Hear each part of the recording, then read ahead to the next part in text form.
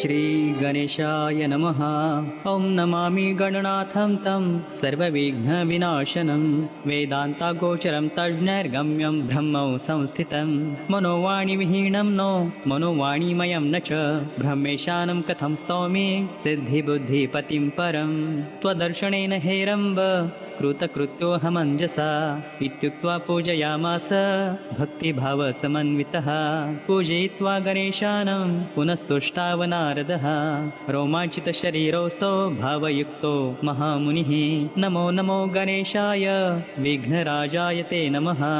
भक्तानां विघ्नहन्त्रे च भक्तानां विघ्नकारिणे अमेयमायया चैव संयुक्ताय नमो नमः। योगरूपाय वै तुभ्यं योगिभ्यो मोहदायते विनायकाय सर्वेश नमः। चिन्तामणि नमः। अनन्तमहिमाधार